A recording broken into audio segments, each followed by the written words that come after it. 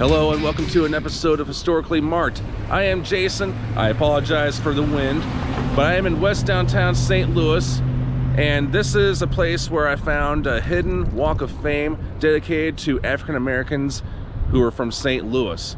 So this is at the intersection of 20th Street and Martin Luther King Drive, and it's a hidden because not many people knew about it, and myself included.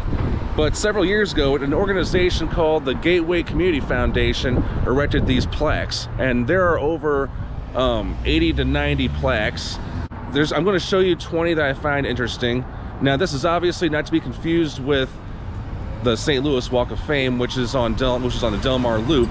Now, about a dozen African Americans that are placed here at this Walk of Fame have a star here and there, like Jackie Joyner Kersee, Kurt Flood, and Ozzie Smith. So I had to be selective, as much as I hate favoritism. So I'm going to go ahead and show you, and like I said, these are all those who are at the local level, and some became internationally famous. There are some firsts, like there's the first black mayor of St. Louis. There are some inventors, sports stars, you name it. They are all enshrined here on this walk, so here we go. So the plaques stretch throughout 20th Street and through Martin Luther King Drive, and there's more on Martin Luther King Drive I'm going to show you. But about the Gateway Community Foundation, unfortunately I was not able to dig up any information about them.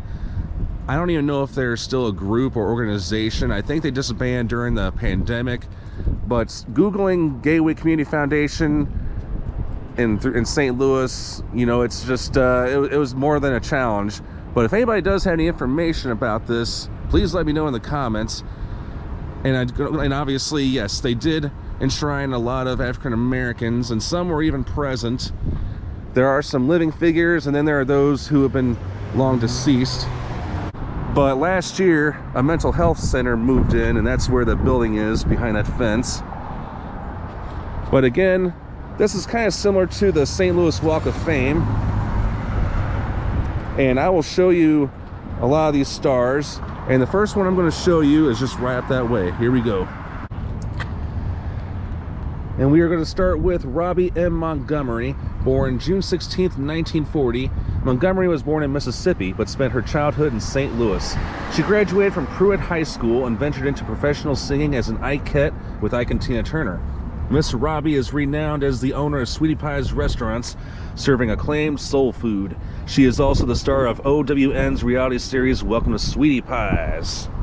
So Montgomery was also a backing vocalist for such acts, big name acts such as Stevie Wonder, the Rolling Stones, Dr. John, and what was also her main passion was she also cooked for her bandmates while on the road during her Ike and Tina Turner days. She would cook spaghetti, a lot of salads and main dishes, and people were craving her food because, I hate to say this, but at the time, I'm sure they were probably not allowed in a lot of restaurants during their touring days, and so they basically ate on the bus. In her later years, doctors told her she could not sing anymore because she had a collapsed lung. But that worked out for the best because she knew that she had a great talent in cooking.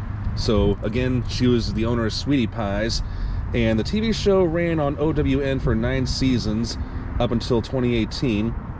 But unfortunately, as of right now, the restaurant is no longer in St. Louis. The last one actually closed in September of last year, in 2022. The only one remaining is in Jackson, Mississippi. Next up is the plaque for Lou Father Thymes, or Times. Born October 18th, 1928, Thymes is a historical and legendary icon of the St. Louis radio airwaves. His deep voice was synonymous with rhythm and blues and resonated with the listeners at stations such as KATZ, KADI, KXLW, KKSS, KMJM, WESL, and KDHX. Truly a radio pioneer for over 60 years, Thymes was also the first African-American ring announcer at the Kiel Auditorium boxing matches. So what is not mentioned on this plaque is that Thymes began his radio career in 1952 while serving at Kadena Air Base in Okinawa, Japan. Hope I'm saying that right. Okinawa. He would move back to his hometown of St. Louis in 1956. Thymes also worked for the Human Development Corporation of Metropolitan St. Louis and the city's license collector's office. He died on June 11, 2014. His daughter is Denise Thymes, who is a jazz singer. We are now at the plaque of David L. Stewart, one of the world's richest men, one of the world's richest African-American men as well. Born July 2nd, 1951, Stewart was born in Chicago, Illinois, and is a graduate of Central Missouri State University. Stewart is the founder and serves as chairman of the board for Worldwide Technology Incorporated, the largest African-American owned business in the United States in 2009. Headquartered in St. Louis, Worldwide Technology is the leading systems integrator providing technology and supply chain solutions to customers and suppliers around the globe. I have also read that Stewart was one of the chair people here at the Gateway Community Foundation. And Worldwide Technology is a very prominent name. It is one of St. Louis's, I believe, top 5 biggest employers, as well as in the Metro East. But he is totally giving back to the community. Worldwide Technology has been the sponsors of many things here in St. Louis. So yes, Stewart has done really quite well. Here's a gentleman named Lloyd Arthur Smith, born May 28th, 1914. Smith was born and reared in St. Louis, Missouri. Smith graduated from Sumner High School and is known for his many talents as a musician, businessman, and community leader. Smith's calling was music, and he served the industry as a saxophonist for notables such as Duke Ellington and Count Basie. Smith was also the father of Dwayne and Dwight Bosman, both accomplished musicians. And what I find really to be interesting was, as I was doing more research on him, now Smith was not a household name, but he was also a friend and colleague of many famous musicians. Louis Armstrong got married in Smith's mother's home in St. Louis. Red Fox was a high school friend. Billie Holiday and Dinah Washington were good friends with him. Now, as far as the business side, Smith was responsible for helping African Americans get employment with local employers such as Transworld Airlines, or TWA, and Colonial Bakery during the 1950s and 1960s.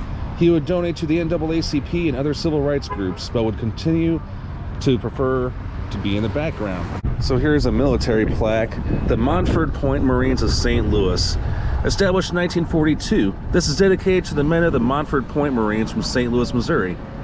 The Marine base was established in 1942 at Camp Lejeune, North Carolina. The base was a segregated basic training camp for blacks after President Franklin Delano Roosevelt issued Order Number 8802 on June 25th, 1941, allowing nearly 20,000 black Marines to be trained at Montford Point between 1942 and 1948. In spite of segregation and prejudice, the black Marines fought during World War II and were highly respected for their dedication. Here are the names of all of them who served. Now we're going to go to this gentleman, Russ Mitchell. Again, I apologize for the wind. Mitchell was born March 25th, 1960, born in St. Louis and a graduate of Webster Groves High School. Completed his education at the University of Missouri. He is an Emmy Award-winning journalist, the news anchor for The Early Show and CBS Evening News Sunday Edition, and a correspondent for Sunday Morning. Mitchell is the first black native of St. Louis to serve as a national network news anchor. He eventually later went back to Cleveland, Ohio, because he wanted to go back to the local level. And as of this day, he is still living in Cleveland. Here's another one I find really interesting. The Michael and Stephen Roberts, the Roberts Companies. Michael and Stephen Roberts were born in St. Louis and educated in St. Louis public schools. They were both elected to the position of alderman for the city of St. Louis. They established the first minority-owned television station in St. Louis, which was Channel 46. Their real estate development included single and multifamily housing, hotels, shopping centers, and a performing arts venue. They maintain a strong commitment to the black community. And here's another entrepreneur, Albert W. Johnson, born February 23rd, 1920. Johnson was born in St. Louis and graduated from Sumner High School. He continued his education and graduated from Lincoln University, Missouri. In 1967, Johnson became the first black man to own a General Motors franchise. Al Johnson Oldsmobile Incorporated achieved this distinction of being one of the country's leading Oldsmobile dealerships. Here's a guy from the Performing Arts Department, Ron Himes, born June 30th, 1952. Himes was born in St. Louis and graduated from Solden High School and Washington University in 1978. While a student, he founded the St. Louis Black Repertory Company, which is world-renowned for staging quality productions from a black perspective. He developed the Woody Awards to honor outstanding actors, directors, and designers. The awards are named for Woody King Jr., the godfather of black theater. Himes reportedly is still involved and the Repertory Theater. Darlene Green, born November 3rd, 1955. Green is a native St. Louisan. She graduated from Vashon High School and Washington University. Miss Green is the first black woman elected to the position of city comptroller. The city of St. Louis has recorded consecutive years of budget surpluses during her tenure. She maintains a strong community involvement through her membership in multiple civic organizations. She is still the city comptroller as of this day, February 2023. Here is one that talks about the Tuskegee Airmen of St. Louis. This is dedicated to the men of the Tuskegee Airmen from St. Louis, Missouri. The airmen overcame segregation and prejudice to become one of the most highly respected fire groups of World War II. The airmen's record speaks for itself, with 111 German airplanes destroyed, 150 distinguished flying crosses, no bombers lost, 744 air medals, 8 Purple Hearts, and 14 Bronze Stars. The Tuskegee Airmen's achievements paved the way for full integration of the U.S. military. Here are the names of the St. Louisans who were part of it. You're more than welcome to hit pause. And this is the entrance of the Hopewell Center. It is a mental health clinic. Here is St. Louis City's first black mayor, Freeman R. Bosley Jr. He was an attorney. Graduated from St. Louis University School of Law in 1979. In 1993, he became the first black elected mayor of the city of St. Louis. During his term, he devised a plan that resulted in the successful acquisition of the former Los Angeles Rams and construction of the TWA Dome, now known as the Dome of St. Louis, or America Center. There is a war hero, Wendell Pruitt. Born in St. Louis, attended Sumner High School and Lincoln University. He later received his pilot's license. During World War II, he became a fighter pilot and he was commissioned second lieutenant. He completed 70 missions required for rotation back to the U.S., leaving a legacy in Italy after the war. Pruitt was killed in 1945 during a training exercise near Tuskegee, Alabama. An elementary school and military school were later named after him, as well as the ill-fated Pruitt-Igoe housing projects in St. Louis. We are at the plaque of Percy Green, born August 28, 1935. Percy Green was born in St. Louis, attended Vashon High School, and received a master's degree from Washington University. He has been a strong civil rights activist in St. Louis. In 1965, he climbed 125 feet to the top of the incomplete Gateway Arch to protest the project's lack of skilled black workers. Wow.